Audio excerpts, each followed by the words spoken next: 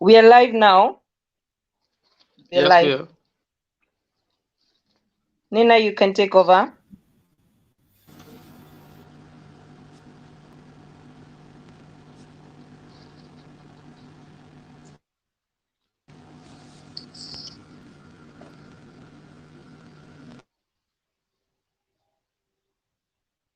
Hello, hello, hello.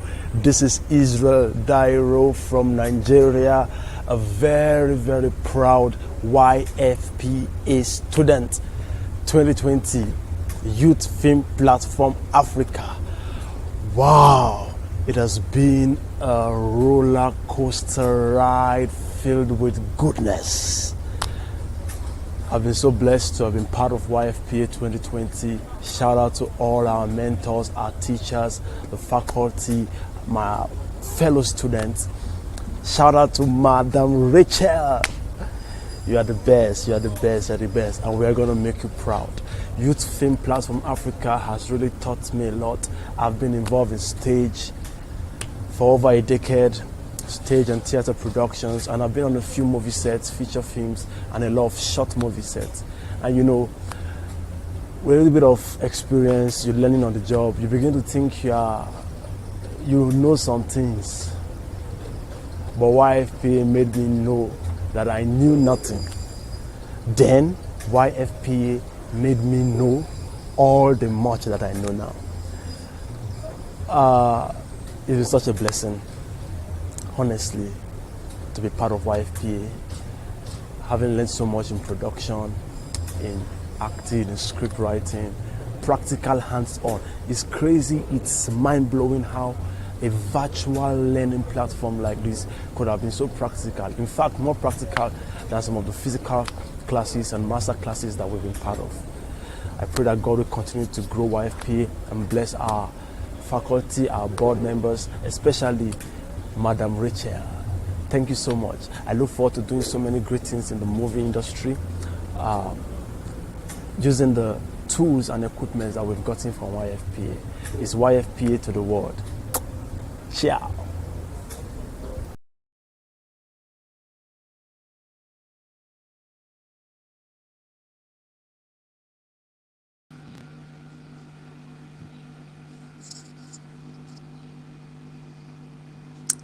Good morning, everybody.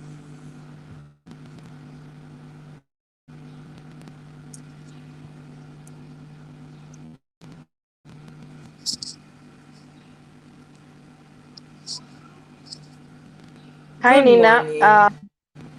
morning. Morning. I think we've just lost some of our guests, but they will be coming back I hope shortly. everybody can hear me. Yeah, Good we morning, can hear you Madam clearly. Rachel. Yeah, hi. But you can actually be telling us what the chat will be about as we are waiting for the rest of the guests to join us. We've just lost Michael. We lost the other guest. Michael is Can back. Yeah, maybe you can be starting. Hi, Over Nina. to you, Can Nnenah. guys wave if they can hear Good me? If morning. they can hear me. I think we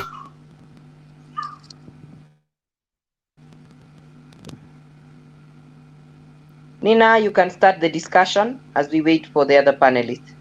Over to you. Can you hear me? Yes, we can Loud hear and you. clear. Yeah. You can start the discussion, eh? Okay, we are live.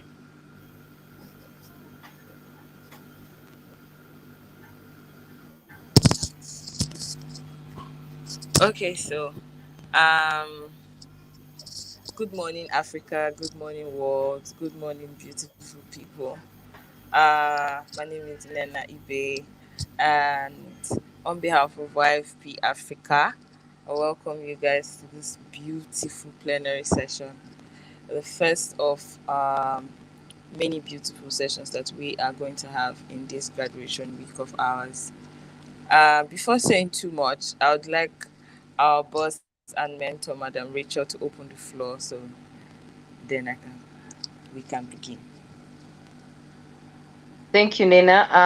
I just want to welcome all of you to this wonderful series of panel discussions that we're going to be having. I'm sorry I can't put my camera on because I'm on the road, But I'm wishing all the YFP Africa students who are graduating a happy week, and I'm hoping that we are all going to learn a lot from each other as we benchmark on what happens in different African countries. So back to you, Nnenah, and enjoy the session, and I'll be back at the end. Thank you so much.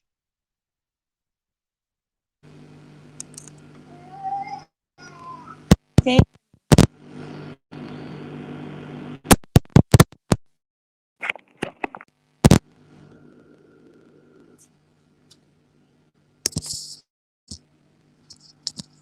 Michael, can you hear me?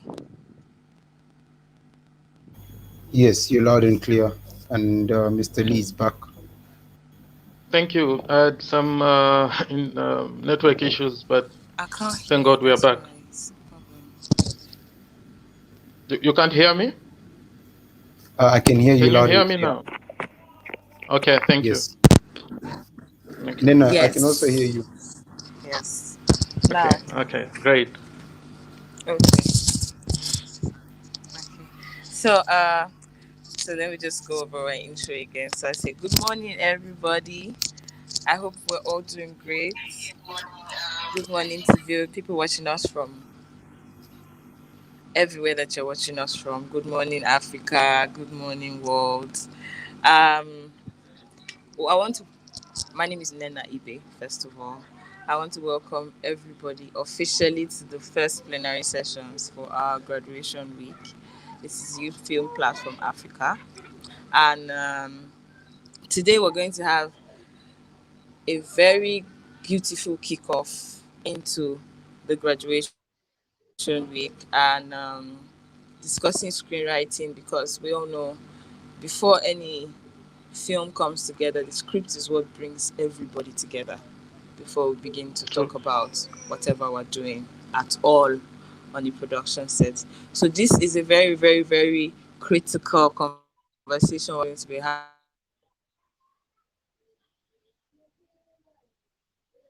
today. And this is a very beautiful way to begin the panel sessions, and I think it will be a very good foundation for all the other conversations that we're going to be having in our future sessions. So this morning, we're speaking to a very, very interesting filmmaker all the way from Zambia, Mr. Lee Thank you. Kabongo Senford. And it's such an honor speaking to you. Yesterday, I was online trying to research and see some things, and I was wowed at what I saw. And I realized that in Africa, I think young filmmakers, most of us are now coming to meet or network more and know ourselves more from different countries, which is a beautiful thing. So this True. morning, I want you to introduce yourself to us so that everyone that's Okay. watching and Okay. streaming can know Mr. Lee. So may we meet Okay. you, sir? So, please, thank you. Okay, so my name is Lee Sanford Kabongo. I'm a filmmaker, and I always say I'm a student of film because if you're a filmmaker, you need to be good at learning every single day, learning from different people, learning from things that we see and observation. Yeah, I also do acting apart from writing.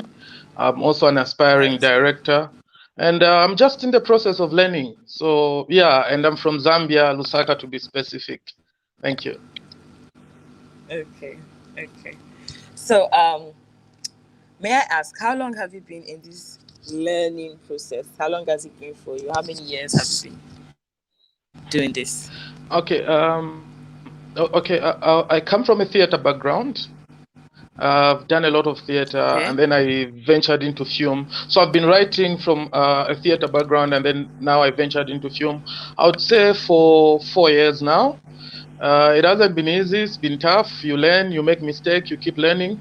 But what has kept me going is Yeah. the people around me. I've had influential people in our Zambian industry giving me a platform to learn from, and I'm very grateful to them. To mention but a few, Mr. Thompson Lawrence, a very good filmmaker, a director who I've learned from a lot. Yoeli Chungu, a powerful script writer, set designer, as also a director. I've learned from director Jones, Naslele. I'm in the space where I'm learning from a lot of people, and it's amazing. So I've been doing this for about 4 years, and I've written a couple of scripts, some which have been produced, and some have won awards, some haven't, some have been bad, some have been good, but it's important that we keep making. That's how we learn.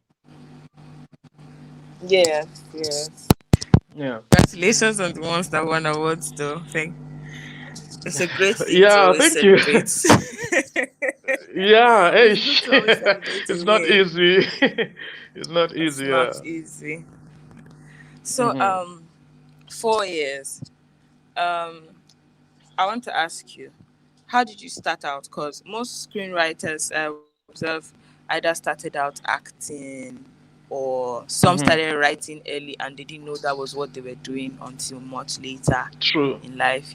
True. So I want to know, True. what is your own story? How did you start for Okay, you? so initially, like I said, I was into theater and basically was just acting.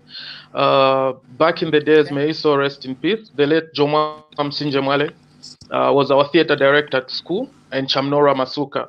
So they would mostly, instead of writing a script, they would give us ideas and say, okay, go and write what you feel the story would be about. So you come up with a story, well, not really in a proper format of a script, but you just, write something down and then you take it there, and then Free reign. no, go and do it again. So you realize that you are learning actually in the process of trying. And that's how I started until I met people who are more into making things formal. And one of those is Vanessa Tolino, a powerful actress and a good screenwriter. And she's also a film director. She's been very helpful to me. And she's one of those who would actually scored you for actually spelling even one word wrong. To be like, no, you're a screenwriter. You need to be very careful because, you're presenting this to the world. So I've been Yes. through a lot of people, and I'm very grateful that the universe opened itself up to me, and I'm still learning up to date, and it's amazing. Mhm. So you said something that struck us in the beginning. You said you're still learning. Like, for every great Yes, filmmaker, we have to prepare to always be ready to learn and relearn. So I want to ask you, very, very important. now, Mhm. going, let's dive right into screenwriting now. So I want to ask Okay. you, as a writer, yeah, what are your Mhm. 5 most essential things that you do or you look out for in screenwriting? Some people say, oh, I free write first, then I take a second draft and a third. Some people write and go and come back. So I want to know, what is your own writing approach? What are your top 5? You know, yeah. Okay. So basically, most of the times I follow the traditional way of going about script writing and development, where you write your log line. That's after you've generated an idea. Of course, you Yeah. can't write a log line without an idea. So after you've generated an idea, I write down what I want to go out to write about. I write down my log line, of course. And then I love to take my time. I actually call myself a slow writer because it's very important that you don't rush into it. I've learned that lesson from Vanessa again. She'll tell you, take your time, don't rush into writing. So one of the things I do is I come up with an idea. Okay, I want to write about this. I give it a theme because a good story should have a universal theme. So I give it a theme. Okay, this is Okay. what I want to write about. And then I like I said, I jot down my log line. The next thing that I'll do, I'll write a treatment. Basically, Okay. my synopsis, add my log line there, the characters, and how I want to develop them, and all these little elements like what will my story be about? What does my character want? What are his needs? And make sure that I have some sort of a draft. Well, not let me not call it a draft. Some sort of a roadmap.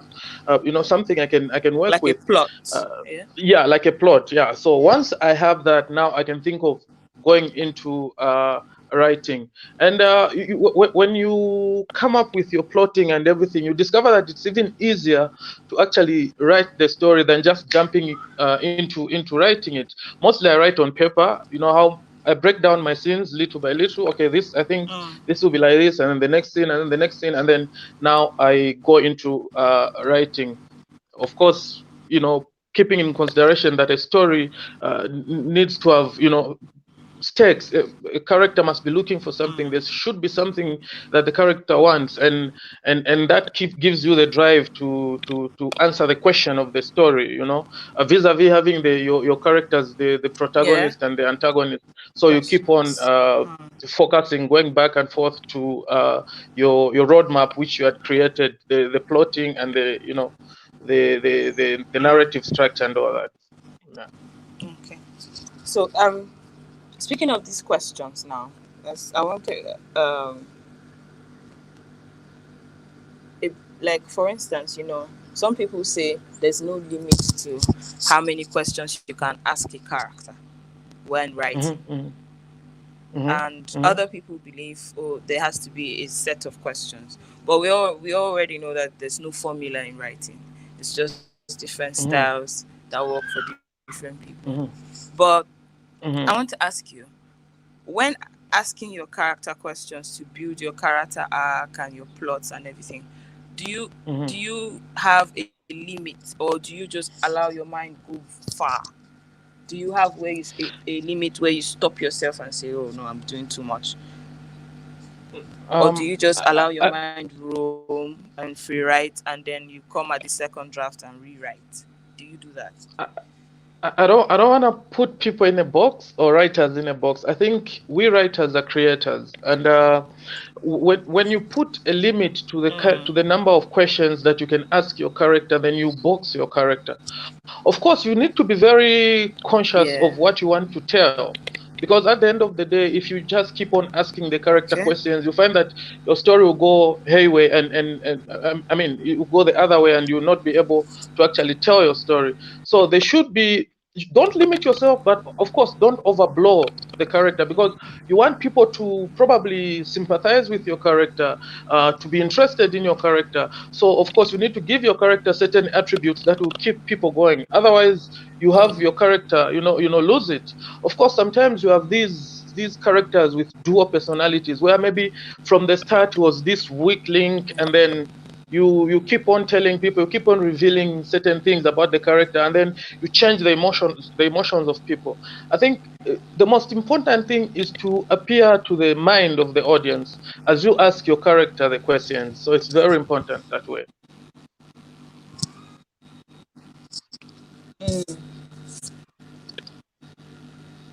Okay. So it's very important to keep in mind who you are writing for as you ask your character's questions. Is that what your character question, because it's not really necessarily about you, the writer. Of course, you are the storyteller, and you tell it in your own way because it's your story. I mean, you've developed it, or you've seen it somewhere, or you've heard it somewhere, or somebody has told you a story, and then you want to develop it and tell it in your own way.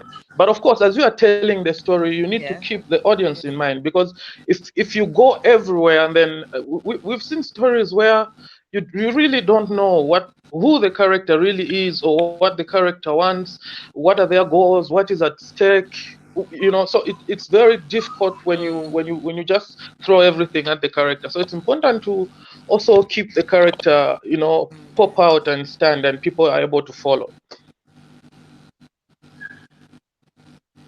Okay. So I like the way everything is just ending with my next question. So you say it's always good to like more or less make your characters unique. So you say it is. It's always good to more or less make your characters unique. Because most times, especially up and coming writers, young writers, or people that have that passion for writing but don't know how to put it together properly, they have this stereotype, and that box that you were talking about is always an issue. Whether we choose to whether we choose to talk. So I want us to talk about it because I know it's an issue. Self-doubt is a major Yes, issue that please. writers have to deal with, because sometimes we have this thing on paper, we're looking at it, it's beautiful, but put it out there. We can keep it on paper for years and never let anybody see it and all of those things. But with the way the new generation now and the way things are changing, everybody's online, ebooks, it's easy to publish at the tip of your fingers, you don't really need to look for a publisher and everything. And then you find that, okay, there's no more constructive writing these days. You're breaking a People are bit. just writing to express themselves. Yeah, can you hear me? Yes, now I can hear Can you. you hear me? You Okay. breaked a bit, but it's okay I now. was saying that Mhm. okay. So I was saying that these days for young, I'm asking this question for young and aspiring writers, as people that have the passion, but are still kind of putting their craft together. Mhm. There's always a tendency to have to deal with self-doubt a Mhm. lot, especially when Mhm. we're shy, we're not sure if people are going to like what we want to put out there and all that. So how did you deal with self-doubt as an up-and-coming writer? I know you said you're always learning on the job. For some people it's hard, Yes. but Mhm. we have to do what we have to do. So how do you deal with Mhm. self-doubt when you're writing? I think the biggest question that one should ask themselves is, why did I start it? So for me personally, I think I've put my work out there. It be bad or better, I still share. And sometimes people that look at your work are not kind to tell you, no, maybe do it this way. They'll just tell you this is nonsense. You can't even write. You need to stop. People people can be mean, but it's good for you. It's good to put out your work when you write. Give someone who's yes, trust me. I've had people that would tell me you can't actually write, and sometimes it's good to actually say, oh, maybe I need to go back and research. Yeah, it's good when you really want something, you go for it. I think that's what I've Okay. been taught. And one of the people that has been very instrumental to telling me, say, go for it, is Mr. Lawrence Thompson from Centripetal Media House and Yoeli. They'll tell you, you know what, go for it, write whatever you can write, do what you can do, because in doing, that's when you learn. That's when you begin to sharpen and create your craft and master it. So keep writing, keep trying, share with people that you trust, of course, and then they'll tell you, no, I think there you can do this, here you can do that, and you end up perfecting. Like I said, I come from a theater background, and venturing into film wasn't easy. I had to transition, and I'm still in the process of transitioning. And I've had a lot of people helping me, and they've been very kind. Some have not really been, but the idea is to go out there and do what you need to do, because at the end of the day, that's what you love to do. So you need to stop being shy. Look at people that can help you within your film community. Like here in Zambia, there are a lot of great script writers. Trust me, I've read some of the best scripts, and I'm like, wow, I wish I can write like that. And I keep on learning and wanting to know more and talk to them. One of the greatest writers that I know is Becky Ngoma, and she's very open. You ask her questions, she'll tell you what to do. It's just amazing how we are able to share ideas in Zambia and interact. I don't know about other countries, but I know there are people who are willing to help out there. So put your work out there and learn, ask questions, and keep learning. Because nobody just wakes up and becomes a master. Okay. Yeah. Okay. Um. Okay. So now I want to sort of like talk a little bit about our experience we've had at YFP. Like the three of us that you see here, Hileni, Mm-hmm. Mulusa, myself, Mm-hmm. and a couple of other students, Mm-hmm. we've been spending the past over 12 months or 11 months on creating projects for short film and feature film, and we went through a lot of Mm-hmm. experiences doing that.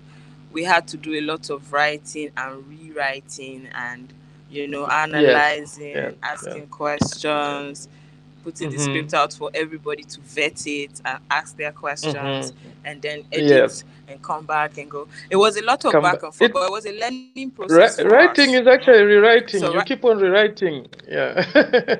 yeah, right, exactly. So now, yeah, I want Yeah. to, I want to open the floor to my other people to ask questions, because I know Mulusa wants to ask a question, and I want us to be as interactive as this is, because we want to As they get can be. as much as we can get from you in this 1 hour. We want this 1 hour to be gold. So, Please, let's share. over Let's to you, share. Mulusa. Let me open the floor. Yeah, I think my first question is driven from his last point, and it's actually something he spoke to me about the last time we met, and he was talking about writing, and he was talking about you just have to know where to take your content. And by that time, I was actually still learning, and I was shy. I didn't even mention to him that I'm also a scriptwriter. So you've got some people that are helping you and that have helped you in this journey, and you've mentioned some big filmmakers in Zambia. I was wondering, as a young filmmaker, where can people take their content when somebody writes? Because there is this thing. I've also got some scripts just sitting in my computer. So where's the first step I can take some of my scripts? Okay, so let me answer it in two ways. If you want it to be probably read and criticized and probably just get, you know, what people think about your work, of course, you need to go to people that have been in the industry and been writing for some time. For me personally, I have 4 people that I take my works to. Yoeli is a busy man, and I'm always like, you need to read my work. You need to read my work. Vanessa Tolino, very helpful and wonderful lady. I have a friend, Paul Willow. Yes, he's also one of good filmmakers, and congratulations to him. His film actually was picked for Durban Festival. Yeah. Also, I have another colleague from Zimbabwe who's been helping me, Maposa. So I take my work to them and they criticize it and they tell me you can do better. They send me links, things to study. When you open up, people share material with you and you keep to learn.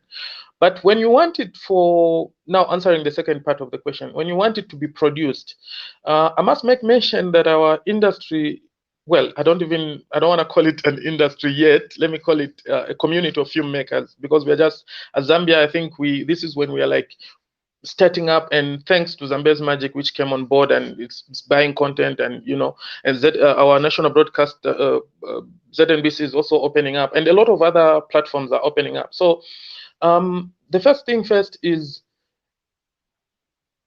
it's difficult to get your work out there, and it's difficult for people to actually fund it.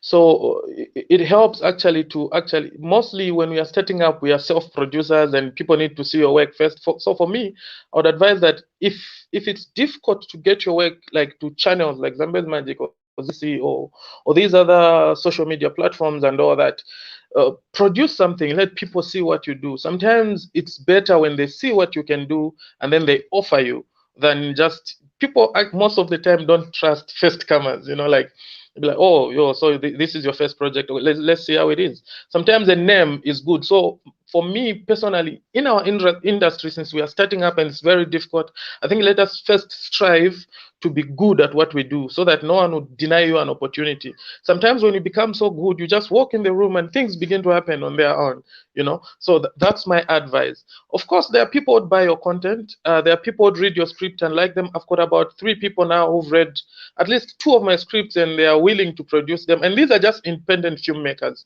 One of them is Mama Vivian, Vivian Wamara. She's trying to help me produce this film, and she loved the script when she read it. So also identify a few people that you feel have interest. Even this same film, these media houses, for example, you go to Centripetal Media House for Mr. Tom Lawrence. He's very open. Actually, he loves upcoming filmmakers because he believes they've got these fresh ideas and he can open up to you. So I wouldn't say go to that and that and that to be specific, but I think it's important to know how to maneuver in the industry and see the people that you can work with and probably come together. Why don't you and I, do something together instead of always waiting for, you know, a messiah. So create something, room will be there for you. I think that's the approach that I feel works most of the time. Yeah, and I like the way you've answered it, especially on the part of create something, and then let, because Mhm. people are not willing to try. It's business at On the end of the day. Yeah.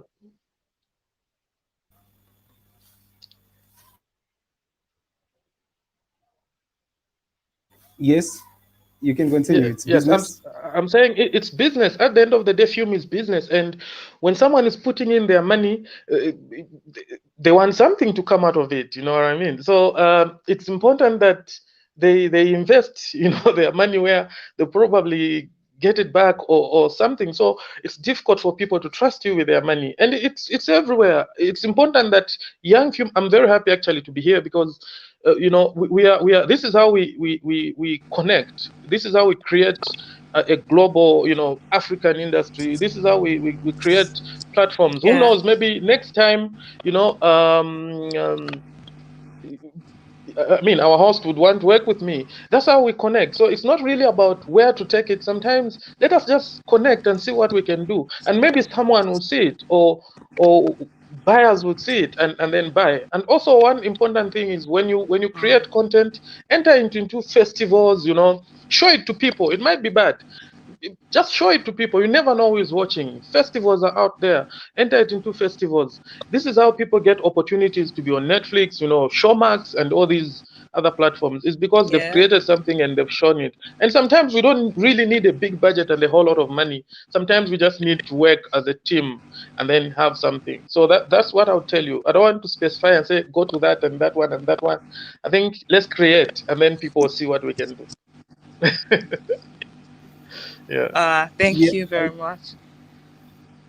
Oh, Mulusa, carry on. You have another question? Yes, I think my last question, then I can hand it over to you, is so in Oh, script sure. writing we have the development process, and it's quite Mhm. wide. So you can have a script, and now presenting it to someone may be a bit difficult. So an idea can be Mhm. stolen. Sometimes you may not know how to do a pitch project, have all the Mhm. documents like having the Mhm. synopsis, the treatment, and stuff like that. How Mhm. how do you manage to bring about this pitch project to people and get it developed, especially with trust issues, and especially in some areas? Mhm. Like you can be a very good screenplay writer, but you're not a script Mhm. writer, or you're not good Mhm. at treatment and things like that. Mhm. How do you handle such issues? First of all, let me answer the issue of trust, and the issue of having your work probably taken away, or stolen, or what. I think we live in a world where we have rules, and you know, you can protect your work by actually having it patent. So it's very important to have your work protected, have put some legal structure around it. And sometimes it's actually difficult, because maybe you don't even have the money to actually get it, you know, protected legally. So that's why I said you need to identify a few people that you can actually take your work to, and they'll be happy to read it and give you advice, and see how you go about it. Things to do with pitching and all that. Like I said, there are people actually just gifted to sell things. Now, when you talk about the pitching and these selling of ideas, we are going into the aspect of marketing your work and all that. So you also need to know how to sell your work. This is why we have things like, after you write your log lines and what you need, your plot, and you go into uh, you know, A your treatment, and treatment and all that. your treatment is what you can actually go around with and tell people, oh, my story is about this, and these characters are doing this, you know. And then you sell your work out there. Like I said, first of all, it's actually difficult, especially here in Zambia, to actually go and sell a script. Mostly, even the shows that we have, it's just a group of writers that have been brought together, and you know, they write the script, you know. So you need to have people.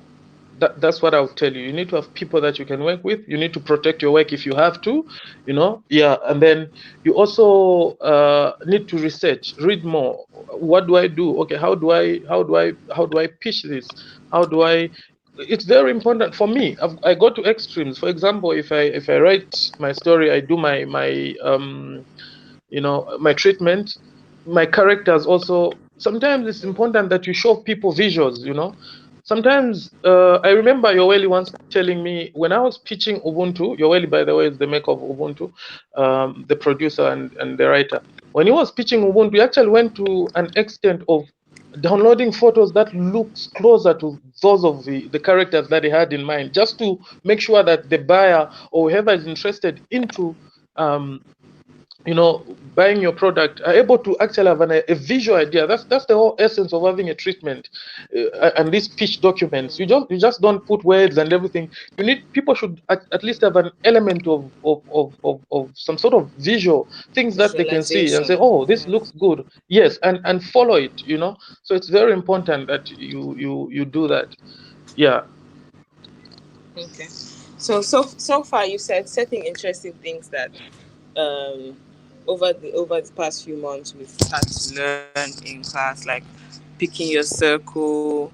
Mentors are very important from what you're saying, Yes. because I believe if these people are not good, you won't even take your stuff to show them. So as young Trust me. filmmakers, we shouldn't hide.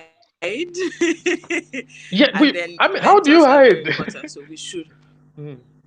we should be, yeah, because it can be an issue. And then there's another problem that is interesting, but I'll ask this question after Hileni asks this a question, because she has a question for you. So I'm going to Okay. push it to her now. Hileni, please put on your camera and ask your question. Okay. So guys, my question was actually something he touched on. It was mostly about idea stealing, like being afraid to pitch your ideas to people, because in many times you pitch your idea to people who are already industry wise, people who are already too familiar with the industry, and then they brush your ideas off, but then later you see, no, I'm actually doing something that is very similar to what I pitched. It was ideas. And my other question is, like for me, I would say for my country, it's very, very difficult to get into the industry, guys. So apart from just pitching your ideas, what are the other things you can do to leave a footprint? What are the other things you can do to make your work stand out? Like, how can you go about it without the assistance? Because I feel like our industry here is more of, no, I already know Nnenah, so I'm going to work with Nnenah, and there's no room to work with new people. So that also deprives us of the opportunity to get into the industry and to get to do and to get to prove ourselves, actually, because there is just no one to listen to you or to give you that opportunity, because there's already a trend that has been said that, no, I'm going to work with Michael because I know Michael and Michael has been doing this for years. So how do you do in the case of you are new, you want to get into the industry, but then there's that limitation of people working with who they already know? So in our local language here in Zambia, there's a saying that says "Nsimbima benda." It means even a metal, can bend when you put too much pressure on it. So what I'm trying to say is, when you're starting up, it's difficult for everyone, be it in whatever industry. It's very difficult to penetrate. Like I told you before, even I started writing and everything, I've done, acting. I'm actually known more for acting. But before I even got on screen, I tried like 15 times. I failed auditions 15 times. And when I tell people I failed auditions 15 times, and now they're watching me, they're enjoying my character, they'll be like, "Are you for real?" I'm like, "Yes, 15." So if you want something, go for it. Try so hard. Create opportunities for yourselves. If no one is going to give them to you, do something. The bad part is not doing anything. So my advice to you is start. as bad as it is, do something, create something. Once you create, trust me, people see, and people will be observing from a distance. Others will not even tell you. You know, I've had people now coming to my inbox and tell me, oh, that was good. It was better than the previous one. I was like, oh, you actually saw the previous one, you know? So the idea is to keep on trying. Because even those that are on top right now, trust me, they're at a tough time. I know of one man in our local industry. He's a legend. I respect him so very much. Mr. Owas Mwape. Like when there was a time when our industry was just like, there's nothing, totally nothing. And then he would make movies with his own budget. Some are good, some are on average, but he kept on, he kept on, he kept on. And today is one of those celebrated filmmakers. And it's like, it's amazing to have him around. The time that he started, nobody even cared about movies. I remember one time there was even a premiere of his movie at one of the cinemas, and there were, I don't know, he said there were about 4 or 5 people who came to watch. You can imagine all that work that you put in film making, and then you only have 2 or 3 people come to watch your work, and so it's hard. The idea is to create and keep trying. Yeah, create and keep trying, and eventually things keep, build up, and at the end of the day, we are going to grow as an industry. Today, Zambia is celebrated. We have our shows on Showmax. We have Ubuntu, we have Mpali, we have Mungoma, we have Zuba. They are on Showmax today. But when we started, nobody cared about the industry. So start. The idea is to start. Start. Somebody's gonna see your work. Start, of course. Also know where to take your works in terms of, at least have ideas of maybe, let me post there. Let me try, festivals. Keep trying. Keep trying. The market is big, though it's difficult to get in. But keep knocking, and one door definitely going to open. I know how hard it is because I've gone through it. Even up to now, it's very hard. I'm an aspiring director, a script writer, and an actor, and it's hard. Nobody will give you an opportunity until they see what you can do, and you need to keep doing it so that they see what you can do. Because film is business, and no one wants to waste their money. Okay. Yes. Yes. Speaking about the business part, well, I'll ask this question first, because this question first is not about the business. It's about what you said about the auditions, because this one is personal. So yeah, now, please.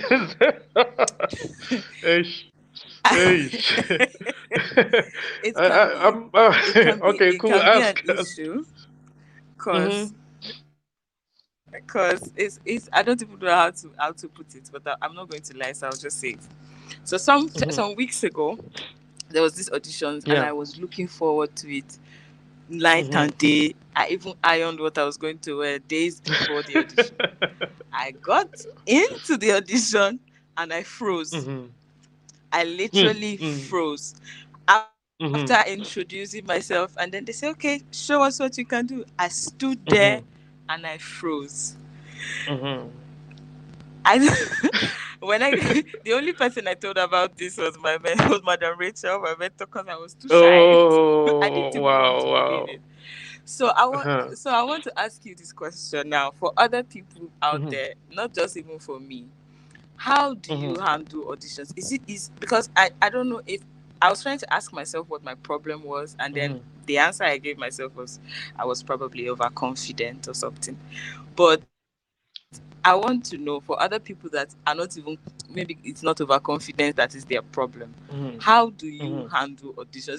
This has nothing to do with screenwriting, but I just want to give them a tip, because it is real. Okay. It is real.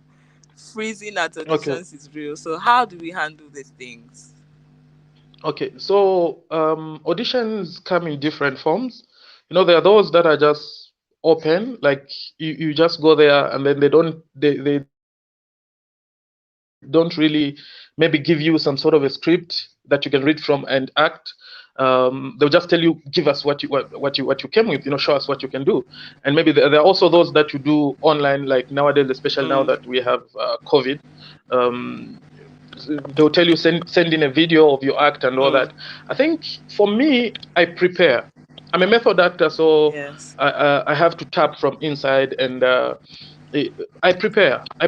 First of all, mentally, because you know that you're going to a selection process, and our industry is waking up now. So you go to an audition and you find a whole lot of people, even some that you respect in the industry, like these are the cream de la cream. When these are there, it's hard for me.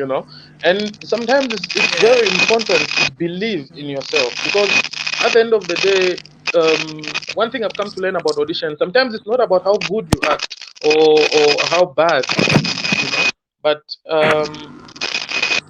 sometimes it's, excuse me, my phone is actually gone low. Let me just put it on charger. Okay, I'm back. So sometimes it's about how prepared you are. It's not about how you act. Sometimes they're just looking for a character who is not you. For example, they are looking for someone who's portrayed, maybe light skinned, and you are good at what you are doing, but you don't fit the profile of the character that they are looking for. That would disadvantage you. But at the end of the day, yes, at the end of the day, remember, auditions are just like any other job interview. So you have to go prepared. You need to go there prepared, knowing that anything can strike you. Some adjudicators are like, they'll just throw whatever on you. Can you imagine? Your cousin just called you and said he was in a road accident. React to that. You've not even prepared psychologically, and boom, you start acting whichever is there. So you need to be ready for whatever, and also know that if you're not picked, it's not necessarily because you're not good. Sometimes it's because you just don't fit. They're looking for this guy with masculine guy with a six-pack and all that. I don't have a six-pack. They are not going to pick me, because what they need is a guy with certain features that they want, and until they get that, it will be difficult. So it's important that we understand all those elements of audition. So for me, I just prepare mentally. I take my time. I also exercise just to keep my mind sharp. I practice monologues. I write my own lines, because when they tell us what you've come with, or show us what you've come with, come on, I must have come with something. I can't just go to the auditions without anything. So I since I'm a scriptwriter, I'll just say my lines, and it works, because I would have probably practiced them from home, or tried them from home. So that's what you needed to do. You didn't prepare adequately, that's why you froze.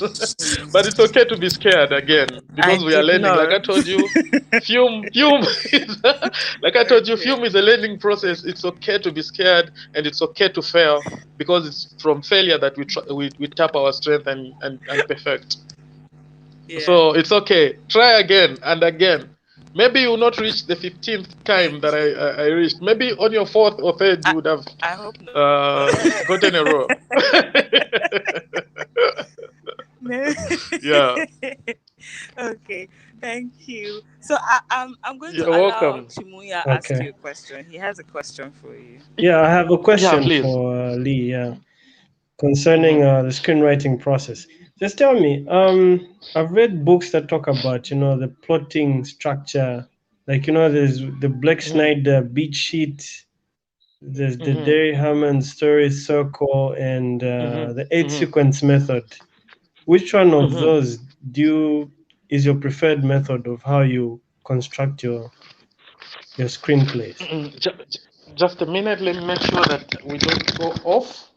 My phone is getting a little bit low. Okay. Yeah. What is just your method of how you just plot your screenplays? Yeah. Okay. So Thank you. I love to use the 3-act structure. The 3-act structure helps me a lot, because I find it easy. And if one would be wondering what the 3-act structure is all about. So basically, a 3-act structure is where you divide your work, or you segment your story into 3. Okay, so you have the beginning. Let me just say the beginning, the middle, and the end. Now, in your beginning, like the first structure, 3-act structure. So there's 1, there's 2, there's 3. So in my first structure, basically you work on introducing the world of your story. So it's important that the world of your story is defined, because you need to tell people, where are you? Is it in for example, in my case, is it in Lusaka City? Which part of Lusaka City? Is it in Kanyama, like where I come from, Kanyama? What are the rules of this world? You know, what do people do in this world that you've created? Who are the characters of this world that you've created? You know, that's what you do in your first act,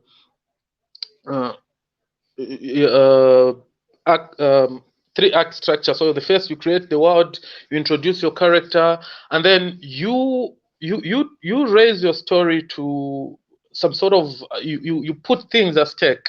You know, so there should be something at stake. There should be something that the character needs, and if they don't get, if they don't get it, this will happen, or they'll be in a position where they will not be comfortable until they get it. So you put all those in your first act. You create what we call the first climax at the end of the first structure. That will give that will prompt the character to begin to react or to take decisions, and then to follow what he needs. So for example, this guy wants to save the child, you know, wants to save his child who is sick, probably in the hospital, and then you know, as he begins to hustle around, look for money, and he gets the money, but as he takes the money to the hospital, something happens. Somebody steals his money, and he needs to get that money. So you create this world. You show what this guy is doing and what he's trying to achieve. You create some stakes, and then boom, something should happen that will lead you into the second act. The second act, where now the character strives to face his challenges. You know, he tries to fight his way through. He finds some point of no return. You know, he goes for basically what he wants. So the middle part of the structure is basically all about the struggle, the decision making. You know, the going for what is needed to save the stake that you had created in the first act. And then in the third act, you basically try to wrap up your story, but you don't get to be so quick, because you need to also have some sort of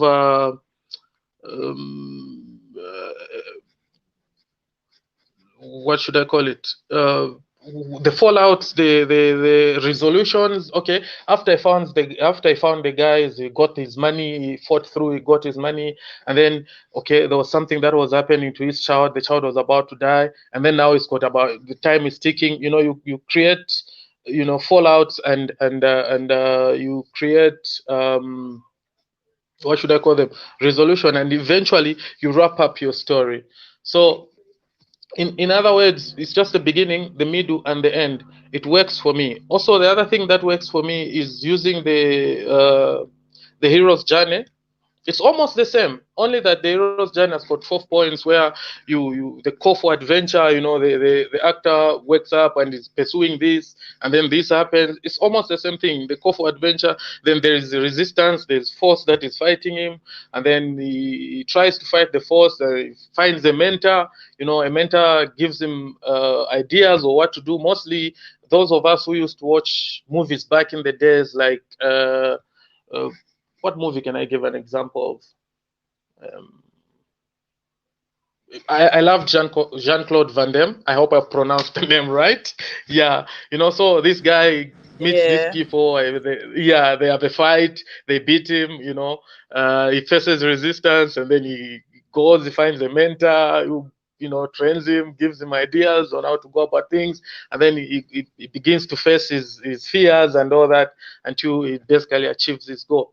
The most important thing about screenwriting that I've come to learn, it doesn't matter how you go about it. I think the most important thing is to have something that is at stake, When there's that, also you give the character a need, something that they'll be pursuing, because without that, then there's no story. Actually, my people who taught me how to write will tell you a story without conflict is not a story. Why are you even telling it anyway? You know, people want to see you. People want to see a character Yeah. fighting something. Yeah. It might not be a physical fight. It might be, you know, a romantic story where this lady is just not, you Emotional. know, finding a right guy. Yeah, you know, she tries this, she tries that, and it doesn't work. You know, so it's important that you create obstacles for the character. You put you there are things that are at stake. There's something that he wants dearly and deeply, and you should get it at the end of the day. So that's how you follow it. But at the end of the day, you also need to understand that it's your story, so you tell it in your own way.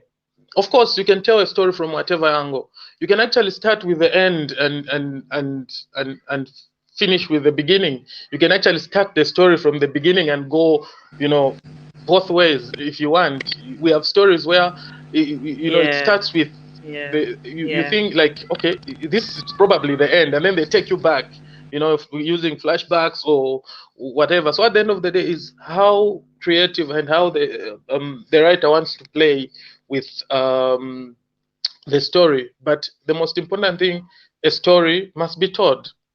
Whichever method you use, whichever way you use, a story must be told. And we are living in a world where we are working with a system. So also your script must be written in a proper way with proper formatting, because you might write it, but you might not even be there. Most of the time, writers are not even on set. So you need to write it in a way that it will be simple it will be easy, not really simple. It will be easy for the director to interpret it, and people that are working on it to interpret it and make sure that they bring out your message, because at the end of the day, you are the one communicating, you are the storyteller, so you know what you want to communicate. Of course, you also need to leave room for the director to be creative. I think that's what helps to make really a good film, and that's what really gives Yes. the story some sort of value. So yeah, the 3 act structure works for me.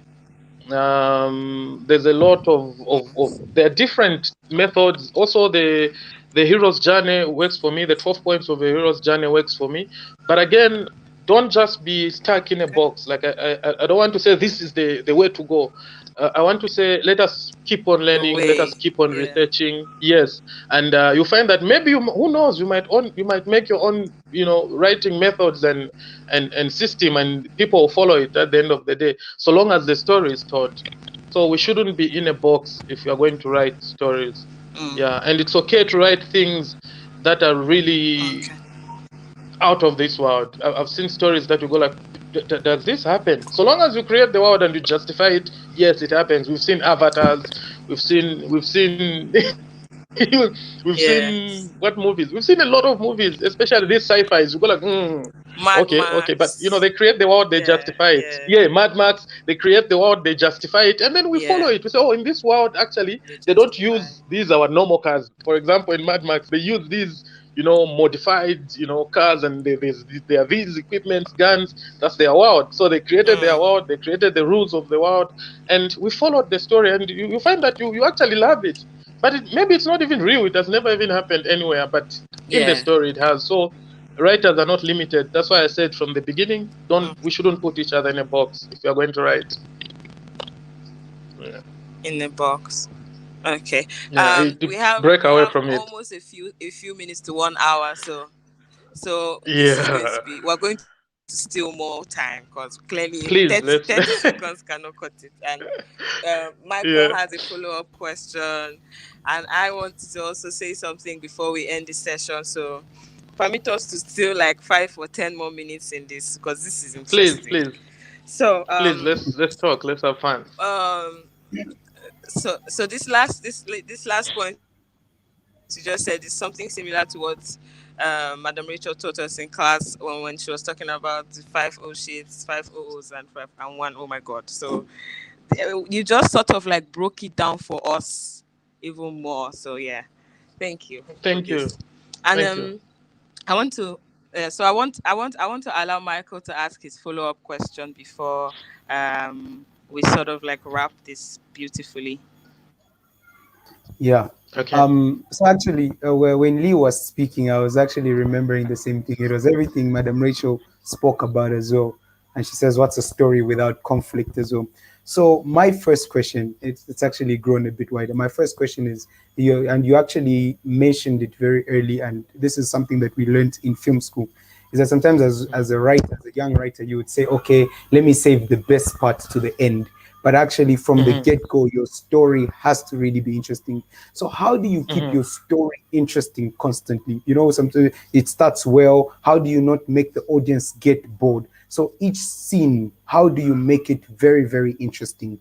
And then my next question is that how do you handle, personally, I'll speak for myself sometimes. One of the issues I battle with when writing is sometimes budget. Like you mentioned, most likely this film I may produce it myself, so I'm affected by budget. Sometimes I also look at Mm-hmm. which who's going to play this role, so I'm limited. So for example, maybe let's say I don't have, let's say, a Japanese speaking character, and I want to write about a Japanese character, so I can't write. So even your ideas, which idea do you say, okay, let me write this because this can flow and that? But yeah, and how do you build your scenes that every scene is on point? Thanks a lot. Okay, so let me start with how do I build my scenes. I think look at a script like a goal. We say I've set up this goal and I want to achieve it, and then look at scenes like objectives.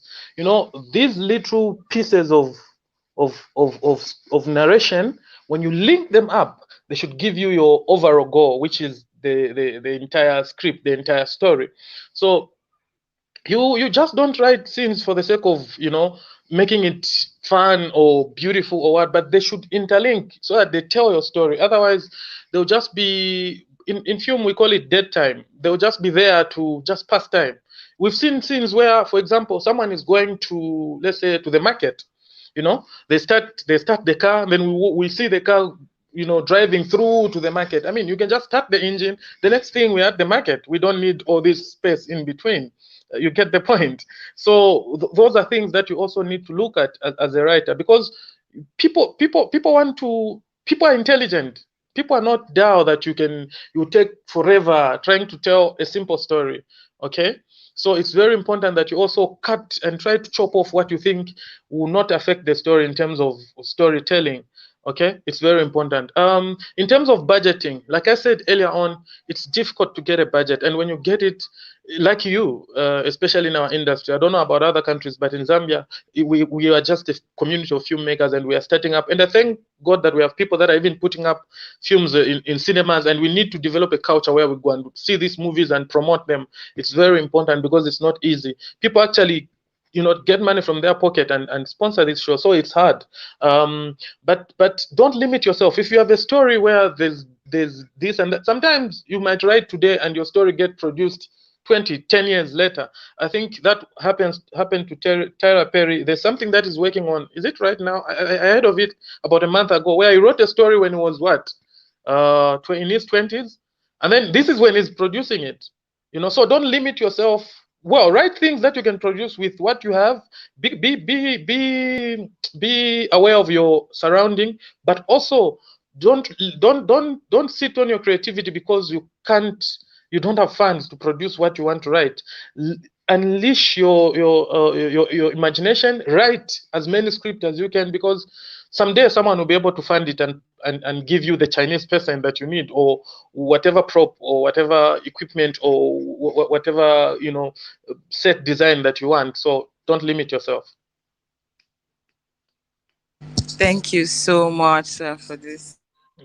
So, Yep, one of the you're welcome. very first things we learned in YFP is the importance of time and how to value time. So, we are not going to stretch this beyond an extra 10 minutes, because I Okay. want our mentor to wrap it up too. But Okay. so far we've in this our conversations we've learned that it's important to have mentors. It's important to prepare emotionally, physically, not. And I think even because the way you even said you don't rush your work, you take your time. Mm-hmm. So that in itself is Mm-hmm. even a preparation to me, because it shows that, okay, if your work is not ready, don't rush to put it out there. And this affects some writers when they're dealing, especially when they're dealing with deadlines. But then you also said something else, that film is business. So for any business, you have a goal, and for every goal, you have to set a deadline. Most definitely. That's how it works. At least that's what I think. So looking at it now from the whole do something every day, write every day, that in itself already strikes out some element of writer's block from what you said. Because if we do something every day, and Madam Rachel has also taught us this, we do something every day, we get better at it. The more practical, the better we get. So in writing now, I want to just ask this final question. I want you to give us your thoughts on this, because as a writer over the years, I tend to write down things, and I know I'm not right. I already know at the back of my mind that this story, I'm not writing it for myself. Yeah. Like when there's some stories that come to you, you just know this script, the universe just wants you to write it and give it to somebody to produce. And in the past few months in YFPA, we have learned the importance of networking. It's we've learned that okay, it is not a one-man show, so we should learn to also network and have a good circle. Like you also rightly mentioned, our circle is very important, because that's what another thing I'm taking out of this conversation, because you mentioned it a lot. So the circle of people that we expose our work to, expose ourselves and our minds to, are very important. Now, as writers that know that okay, you don't want to write only one script in your life, you want to work, you want to be known for many works, um especially the young writers. It's very, we had this experience practically, so that's why I'm asking you this question, because I want you to speak to this thing. Especially young writers, they have this attachment to their characters and their stories. It's almost like we forget that we're still young and aspiring in the writing thing, Yeah. and then when we give the scripts to a producer, and the producer is the person with the fonts, and then they're telling you, tweak this scene, change this scene. Some writers get offended, some even walk away, some will Yes. start to get throw tantrums, and then they'll tell you, I'm attached to my characters. I used to be like that, but I find it funny now. So I want you to speak to us from a professional point of view, please, because I know we are Yeah. not born to do only one film or write one script all our life. Yeah. Yeah. So help us. How Yeah. do we True. approach this?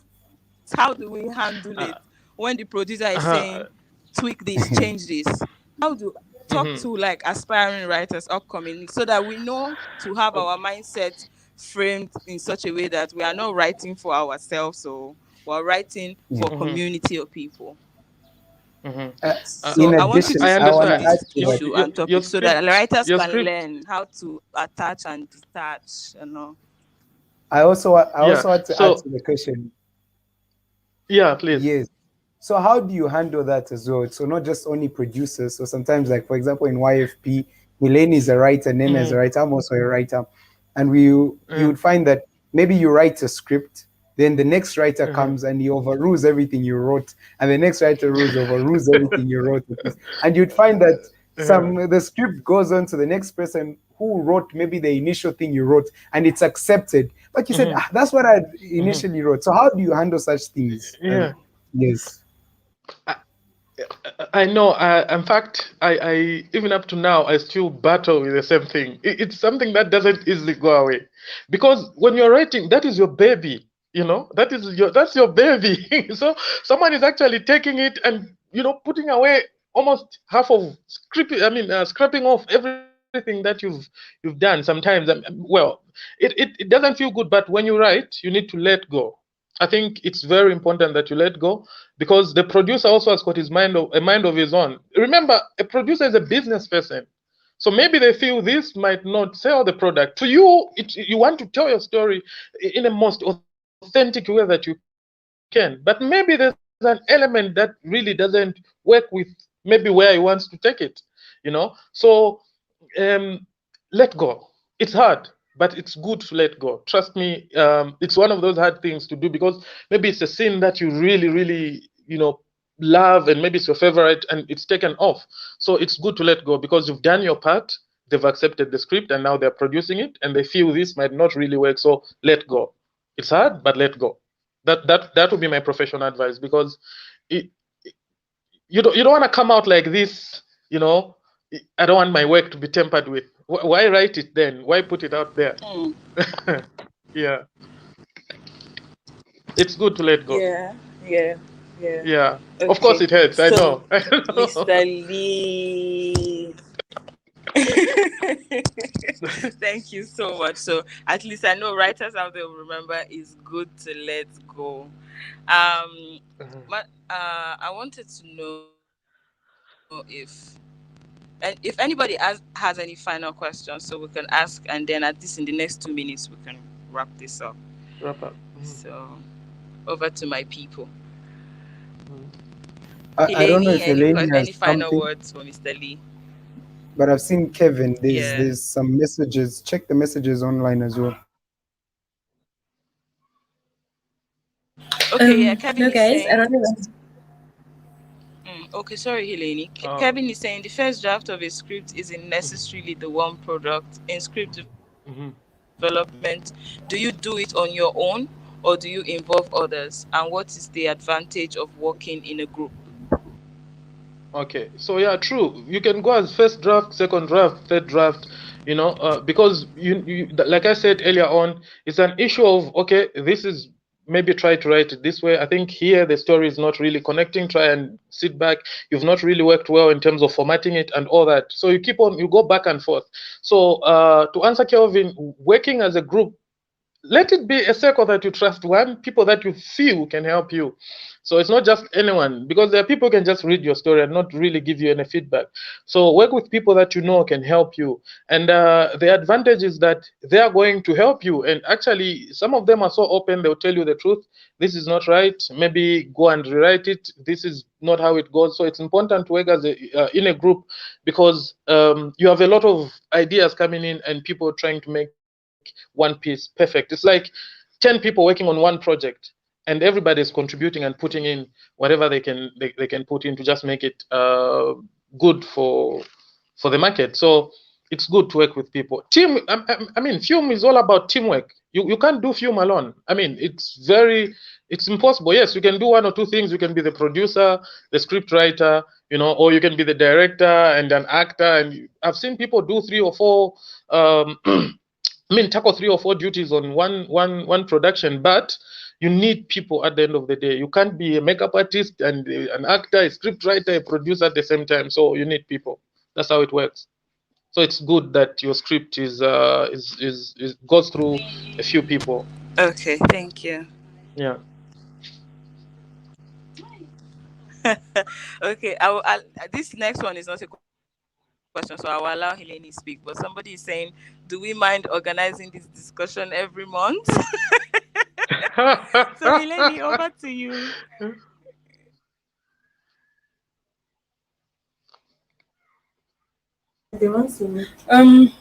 Okay, guys, so I just wanted to say, like, this has really been a learning mile for me. But then the thing I realized, most of us writers, we write with the hope that we are actually going to produce our own stuff. And I think that's where we get so emotionally attached to our content, because we're like, yeah. I'm writing this so I can also be able to produce it. But then in the end of the day, it's a thing of somebody else is bringing in the money, somebody else is bringing in what. So what if you actually meet a director that tells you, okay, so you wrote, we're accepting the script, but from here onwards we are taking over, so we'll be changing things. I think we just need to adapt to change. Yes, and everything will not always go like we plan for it to go. That's the idea. That's the idea. You've just spoken my mind. That's the way it works most of the time. So we just have to learn. Yeah. Okay. Wow. Mr. Lee Kabongo, thank you so much. Thank you very much for having me. You having us, for giving us your time, big filmmaker for sharing from your wealth of knowledge with us. I'm very humbled, and let's keep learning. Let us always be students of film, and I'm keeping on learning, and I've learned a lot from you guys and the questions you've asked me. It's amazing. Let's connect. Let's put Africa on the map. Thank you very much. I'm very humbled. Thank you very much, Mr. Lee, and really, really appreciate it. Thank you. Thank you Thank you. so Fellow much. graduates and So, lecturers, guys, greetings to you all. this is Um, the very first of our plenary sessions and our YFP graduation week. We'll have a second one in a couple of hours in the afternoon. Stay tuned. It's going to be mind blowing as well. And for us right now is bye bye. Have a wonderful day. From me here in Ghana is good morning this afternoon. I hope you're good. And to other people in other parts of Africa, Network enjoy a little bit Medase. breaking. Thank you so much for joining in. We appreciate you.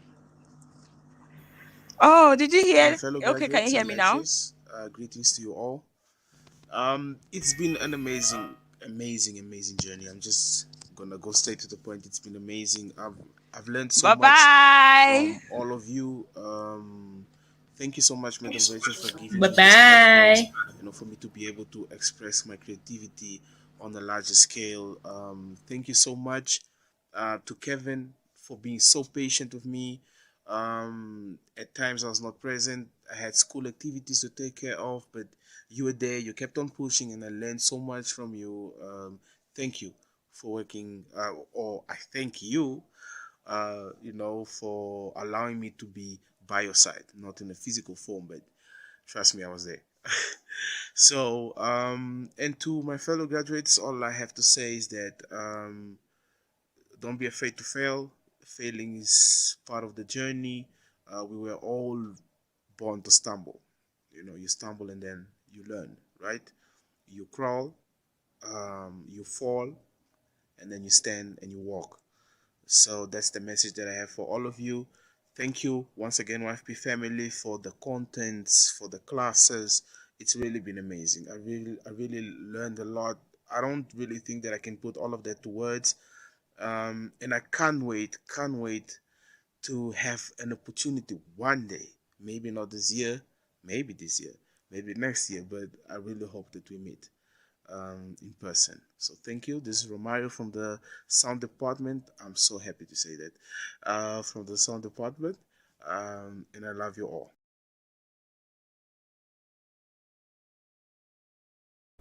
Hello, hello, hello.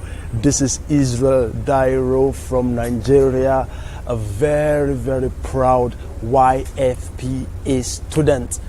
2020 Youth Film Platform Africa. Wow, it has been a roller coaster ride filled with goodness.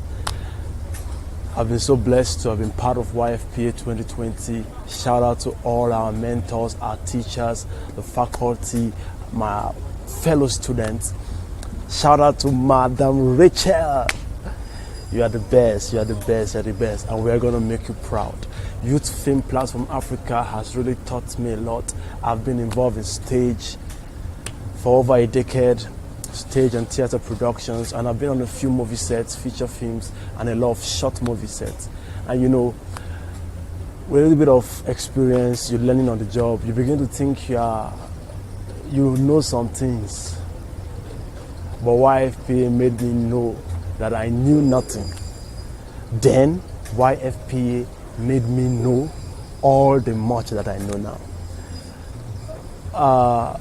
It is such a blessing, honestly, to be part of YFPA, having learned so much in production, in acting, in script writing, practical hands-on. It's crazy, it's mind-blowing how a virtual learning platform like this could have been so practical. In fact, more practical than some of the physical classes and master classes that we've been part of. I pray that God will continue to grow YFPA and bless our faculty, our board members, especially Madam Rachel. Thank you so much. I look forward to doing so many great things in the movie industry, using the tools and equipment that we've gotten from YFPA. It's YFPA to the world. Ciao.